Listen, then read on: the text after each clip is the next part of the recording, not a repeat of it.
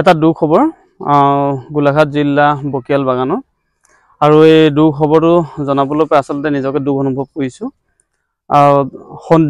যোৱাটো শনিবাৰে ঘৰৰ পৰা 8:15 ইতিমধ্যে আমাৰ গোলাঘাট জিলা যি ফৰকাৰ্টিঙৰ ট্ৰেইন ষ্টেচনৰ পৰা বহিৰাজ্যলৈ কৰ্মসূত্ৰে ওলাই গৈছিলে এইখন ঘৰৰ পৰাই।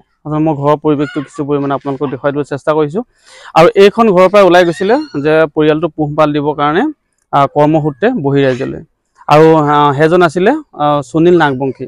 আৰু বকিয়াল বাগানৰ বাঁহবাৰী লাইনৰ যি সুনীল নাগবংশী শনিবাৰে ঘৰৰ পৰা ওলাই গৈছিলে আৰু তেওঁলোকে লগত গৈছিলে 9জন ব্যক্তি। কিন্তু 9জন ব্যক্তিও মানে টিকেটৰ কিছু খেলি মেলিত মানে বেলেগ বেলেগ ডবাত গৈছিলে আৰু লগতে গৈছিলে তেওঁলোকে একেলগে 3জন ব্যক্তি মানে সুনীল নাগবংশী সহ। আৰু সেই 3জন ব্যক্তিৰ ভিতৰতে আচলতে এওঁলোকৰ ঘৰৰ পৰা আমাক জনাইছে ইতিমধ্যে যে যিজন সুনীল নাগবংশী বৰ্তমানে নাই বা মানে যিকেইজন গৈছিলে লগত। আৰু এই সুনীল নাগবংশী আছিলে এটা প্ৰব্লেম কি যিটো মানে আপোনালোকে যদি সাধাৰণভাৱে কৈ দিয়া হয় মদ আগৰ পৰা খাই থাকে আৰু মদ নাখালে মানে তেখেতৰ মস্তিষ্কই কাম নকৰে, আচলতে এলকহল বুলি আমি যিটো কোৱা হয়। আৰু সেই অসুখতে আমি আচলতে সন্দেহ কৰিছোঁ যে সেই অসুখৰ কাৰণেই তেখেতে আচলতে মদ্যপান কৰিব নোপোৱাৰ কাৰণে সম্ভৱ ট্ৰেইনৰ পৰা জঁপিয়াই দিলে বুলি যিসকল আচলতে প্ৰত্যক্ষদৰ্শী তেখেতসকলে জনাইছে। গতিকে এই গোটেই কথাখিনি আমি কিমান সময়ত গৈছিলে, তেওঁলোকৰ পৰিবাৰ আছে, তেওঁলোকৰ মাতৃ আছে, ভাতৃ আছে, তেওঁলোকৰ লগত আমি কথা পাতিবলৈ চেষ্টা কৰিম। গতিকে আহকচোন আমি ভিডিঅ'টোৰ মাজলৈ সোমাই যাওঁ।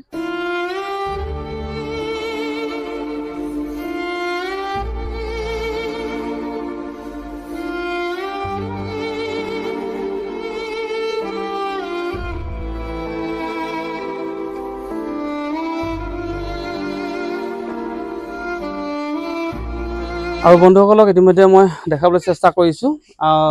এইগৰাকী হৈছে সুনীল নাগবংশী পৰিবাৰ।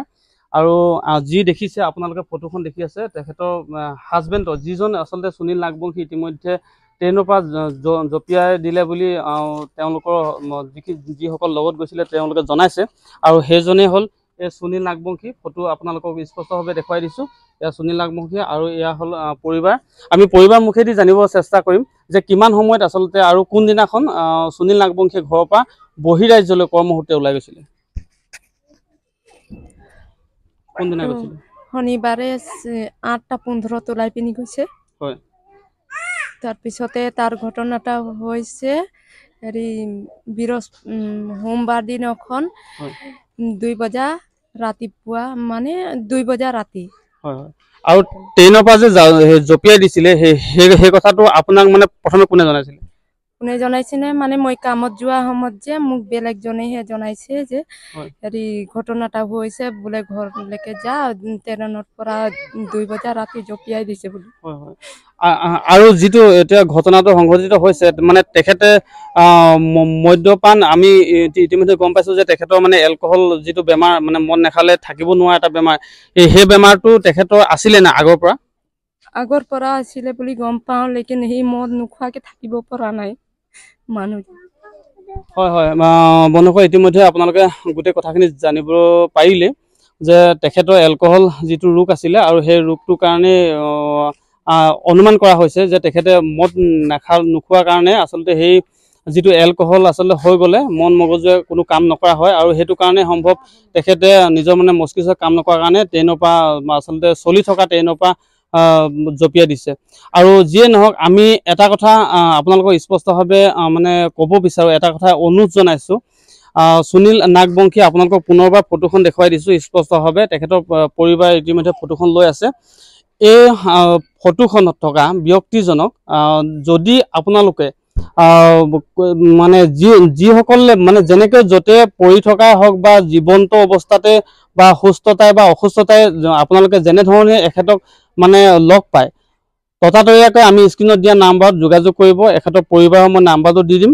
আৰু যাতে যদি কেনেবাকৈ যদি মন মগজুৱে কাম নকৰাকৈ ক'ৰবাত কেনেবাকৈ মানে নকৰিবলগীয়া কামো কৰিব পাৰে, কিন্তু আপোনালোকক অনুৰোধ জনাইছোঁ যাতে মাৰপিট নকৰিব। আৰু আমাৰ যি স্ক্ৰীণত আমি নাম্বাৰ দি দিম সেই নাম্বাৰত আপোনালোকে যোগাযোগ কৰিব। আৰু যদি প্ৰয়োজন হয়, যদি আপোনালোকে সন্দেহৰ ভাৱত ৰাখে তেতিয়াহ'লে থানাত হ'লেও দিব, কিন্তু মাৰপিট নকৰিব। এখেতক আমি সুস্থভাৱে আমি ঘৰলৈ অনাটো আমি বিচাৰিম আৰু আমাক যোগাযোগ কৰাৰ লগে লগে আমি তাৎক্ষণিকভাৱে গৈ সেই স্থানত উপস্থিত হ'মগৈ আৰু যি ঠাইত সেই ঘটনাটো মানে তেখেতে যে ট্ৰেইনৰ পৰা যে জাপ মাৰি দিছিলে সেই ঠাইটুকুৰা নামটো অকণমান কৈ দিয়ক।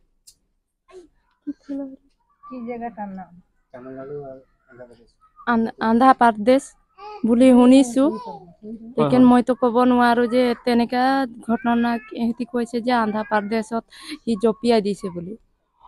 আৰু বন্ধুসকল ইতিমধ্যে জনাইছোঁ যে তেখেতৰ পৰিবাৰ মুখেদি নিশ্চয় আপোনালোকে শুনিলে যে অন্ধ্ৰ প্ৰদেশৰ আচলতে সেই ঠাইতে ট্ৰেইনৰ পৰা জাপ মাৰি দিছে বুলি।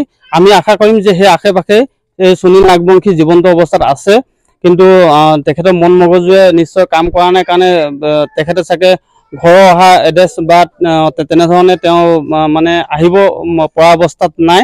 আৰু গতিকে মই বিশেষভাৱে অনুৰোধ জনাম যে স্ক্ৰীনত দিয়া নাম্বাৰত যাতে আপোনালোকে অনুগ্ৰহ কৰি আপোনালোকে যোগাযোগ কৰিব। আৰু দেখিছে এই বাঁহবাৰী লাইনৰ যিসকল লোক আচলতে সকলোৱে মানে এটা মৌন অৱস্থাত আছে, শোকাকুল এটা পৰিৱেশ। আৰু মই পুনৰবাৰ দেখুৱাইছোঁ এইখন ঘৰৰ পৰাই তেখেতে কৰ্মসূত্ৰে ওলাই গৈছিলে, কিয়নো মানে টকা পইচা অসুবিধা, যাতে সেই টকা পইচা সেই কৰ্ম কৰি সেই টকা পইচা আনি ঘৰখনলৈ কিবা এটা কৰাৰ এটা মানে ইচ্ছা আৰু কণমানি এটাও আছে। মই আপোনালোকক দেখুৱাই দিছোঁ এই কণমানিটি আৰু পৰিবাৰ। আৰু ইতিমধ্যে এইপিনে আছে ভাইটি আছে, তেখেতৰ ভাইটিৰ মুখেদি অকণমান জানিব চেষ্টা কৰিম যে তেখেতে মানে কিমান সময়ত ঘৰৰ পৰা ওলাই গৈছিলে। টাইমটো মই গম নাপাওঁ, খালি শুনিছোঁ 8টা বজাত ওলাই গৈছে ঘৰৰ পৰা। হয় হয়। আৰু 25 তাৰিখে ওলাই গৈছে। হয়। আপোনালোকে য'তে পালে আমাৰ যোনটো নাম্বাৰ দিম সেইটো কণ্টেক্ট কৰিব। হয়। য'তেকে মাথাটো অলপ পাগলা হৈছে, হয়, য'ত পালে আপোনাৰ মাৰপিট নকৰিব। যেতিয়া আপুনি নাম্বাৰটো পালে আমাক কণ্টেক্ট কৰিব, থানালৈ যোগ কৰি আমাক কণ্টেক্ট কৰিব। হয় হয়, সেইটোৱে অনুৰোধ। ঘৰৰ এখেত হৈছে সুনীল নাগবংশীৰ ভাতৃ মনজিৎ নাগবংশী। আৰু আমিও সেইটোকে আপোনালোকক এটা কথা মানে বাৰে বাৰে অনুৰোধ জনাইছোঁ, ভিডিঅ'টো যিমান পাৰে আপোনালোকে শ্বেয়াৰ কৰিব, যাতে যিসকল আমাৰ অন্ধ্ৰ প্ৰদেশত বা যিসকল গৈ তামিলনাডুত এই ঘটনাটো হৈছে তাত যাতে আমাৰ এই ভিডিঅ'টো পায়গৈ। আৰু ইতিমধ্যে তেখেতৰ দেখিছেনে এটা মৰম লগা কণমানিও আছে, আৰু এইফালে পৰিবাৰ, আৰু এইফালে আছে মাতৃ, আৰু সকলোৱে মানে চকুলো। আৰু আচলতে এই বাঁহবাৰী লাইনৰ আমাৰ যিসকল আছে শুভাকাংক্ষী সকলোৱে ইতিমধ্যে আহি উপস্থিত হৈছেহি। মুঠতে এই অঞ্চলটোৱে এটা মানে হৃদয় বিদায়ক এটা ঘটনা, যে আচলতে এনেকুৱা ধৰণৰ এটা ঘটনা আচলতে হ'ব নালাগিছিলে, কিন্তু দুৰ্ভাগ্যজনক যে বিষয় যে এনেকুৱা এটা ঘটনা সংঘটিত হ'ল। আৰু বিশেষভাৱে অনুৰোধ জনাম আমাৰ বন্ধুসকলক স্ক্ৰীনত দিয়া নাম্বাৰটোত যাতে আপোনালোকে সকলোৱে যোগাযোগ কৰিব। আৰু যদি কেনেবাকৈ যদি সুনীল নাগবংশী তেখেতৰ হাতত ইতিমধ্যে মই তেখেতৰ হাতত মানে তেখেতৰ হাতত যিবিলাক আচলতে নথি পত্ৰ সেইবিলাক গৈছে নাই বিশেষ নাজানিম, তথাপিতো অকণমান জানিব চেষ্টা কৰিছোঁ।